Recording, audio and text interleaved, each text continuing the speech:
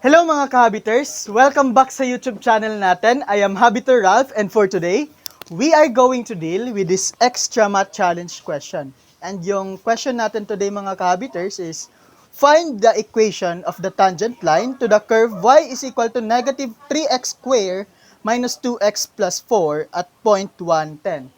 Okay, so etong problem na to mga ka-Hobbiters, under ito sa calculus.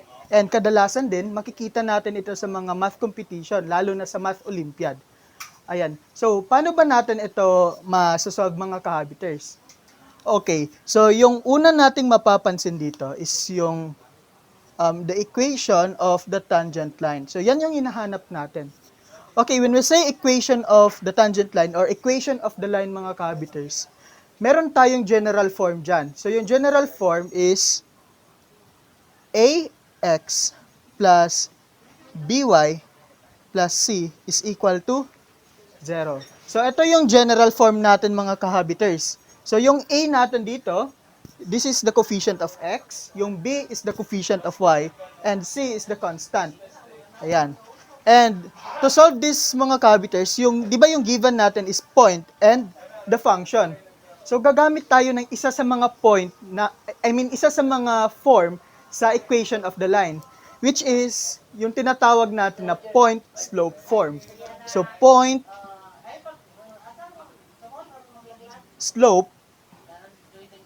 form. Ayan.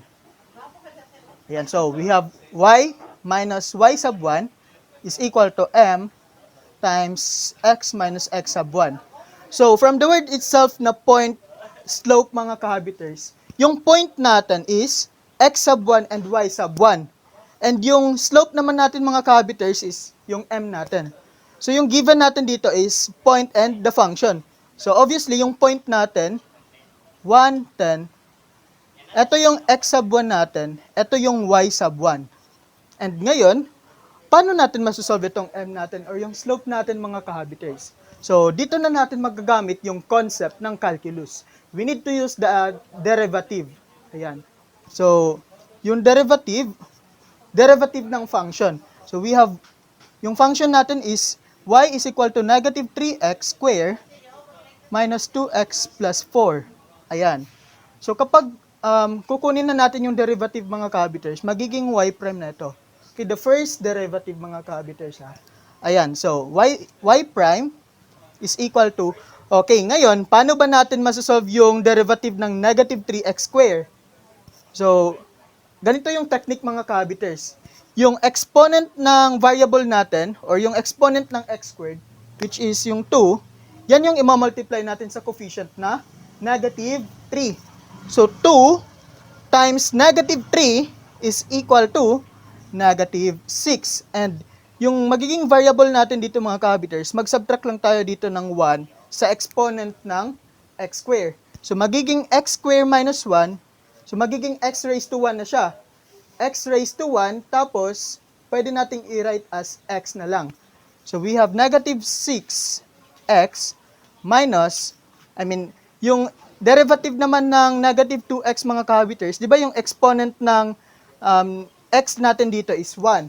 So, 1 multiplied by negative 2 is equal to negative 2, and negative x raised to 1 minus 1 is equal to x raised to 0. And any number mga ka-Hobbiters except 0, kapag erase natin yan sa exponent na 0, that is equal to 1. So, that means x raised to 0 is equal to 1. So, we have negative 2 multiplied by 1 is equal to negative 2. And the derivative of 4 mga ka-Hobbiters, yung derivative ng constant or the derivative of any constant mga ka-Hobbiters is equal to 0. So, kapag mag-add tayo dito ng 0 mga ka-Hobbiters, equal pa din siya sa y prime is equal to negative 6x minus 2. Ngayon mga ka-Hobbiters, para makuha natin yung m, kailangan nating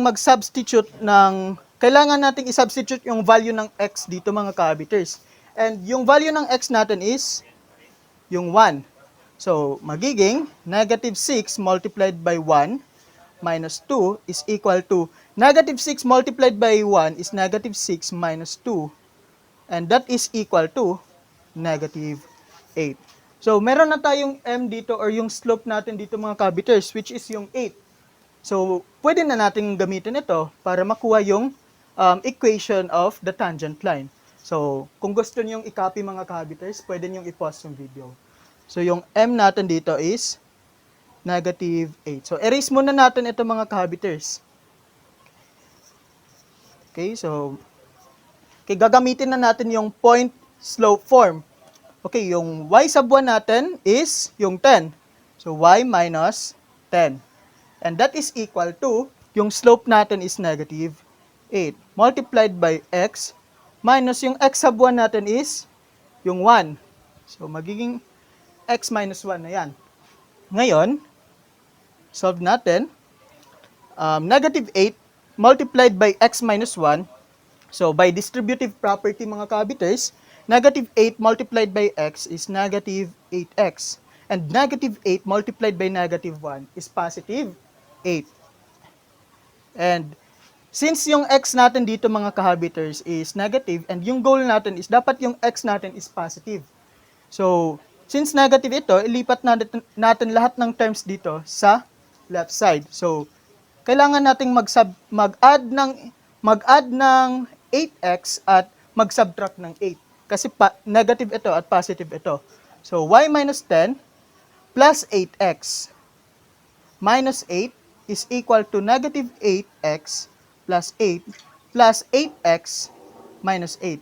So, negative 8x plus 8x, magiging 0 na yan. So, cancel na sila. 8 minus 8 is also equal to 0. So, cancel na yan. So, ito na lang yung maiiwan mga ka-habiters. So, y plus 8x and negative 10 minus 8 is equal to negative 18 that is equal to 0. And remember mga ka-habiters na yung general form ng equation of the line natin is ax plus by plus c is equal to 0. So, dapat nauna yung x natin before yung y, tapos yung constant. So, kailangan muna natin i-arrange ito mga ka-habiters. So, erase ko ulit and kung gusto nyo i-copy, pwede nyo i-pause yung video. Ayan, so erase ko muna ito. So, arrange lang natin mga ka-habiters. So, yung a natin is 8 kasi 8x.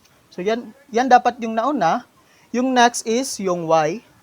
And yung constant natin is negative 18.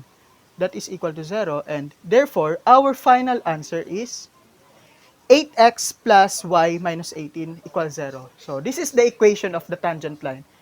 To the curve y equals negative 3x squared minus 2x plus 4 at point 110.